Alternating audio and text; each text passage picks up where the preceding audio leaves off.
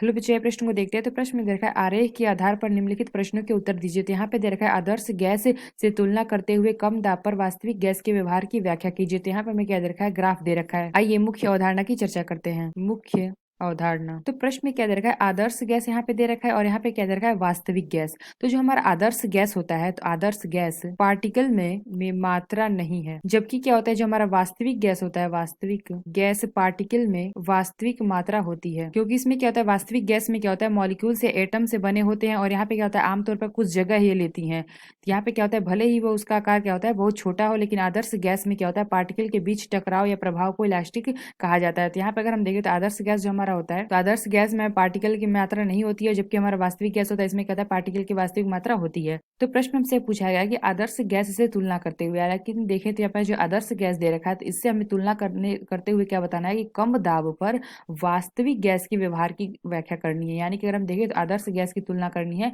यहाँ पे बताना है कि जो हमारा वास्तविक गैस है इसके व्यवहार की व्याख्या करनी है। तो कम दाब पे करनी है। तो अगर हम इस ग्राफ में देखें तो सबसे कम हमारा कहाँ होगा, तो यहाँ पे अगर हम देखें तो सबसे कम हमारा यहाँ पे होगा। तो इस अगर हम यहाँ पे देखते हैं तो यहाँ पे जो हमारा क्या हो रहा है, तो ये हमारा जो लाल है ये हमारा क्या है, आदर्श गैस है, और ये जो हमारा नीला दे रखा है ये हमारा क्या है, वास्तविक गैस है। तो इसमें हम देख रहे हैं क्या कि ये दोनों हमारे क्या है, एक दूसरे से क्या है, करीब है। ये दोनों क्या है, एक दूसरे के करीब है। तो यहाँ पे हमने देखा कि जो हमारा वास्तविक गैस है ये हमारा क्या हो रहा है, बहुत छोटा विचलन यानी कि बहुत कम विचलन दिखा रहा है आदर्श गैस के मुकाबले। तो हम क्या कह सकते हैं, जो हमारा वास्तविक गैस है कम दाब पर, वास्तविक गैस यानी हम क्या कह सकते हैं कि आदर्श गैस से तुलना करते हुए कम दाब पर वास्तविक गैस कम दाब पर कम या छोटा विचलन दिखाता है, विचलन दर्शाता। तो यहाँ पे हमने क्या देखा, जो हमारा आदर्श गैस और यहाँ पे वास्तविक गैस दोनों हमारे क्या है, करीब है यानी कि आस पास है। तो यहाँ पे हमने देखा कि हमारा क्या है, कम दाब पे ये कम विचलन दर्शा रहा है। यानी हम कह सकते हैं जो हमारे क्या होता है, जो आदर्श गैस से तुलना करते हैं तो कम दाब पर वास्तविक गैस हमारा क्या होता है, कम विचलन दर्शाता है। तो आशा करते हैं आपको समझ में आया होगा। धन्यवाद।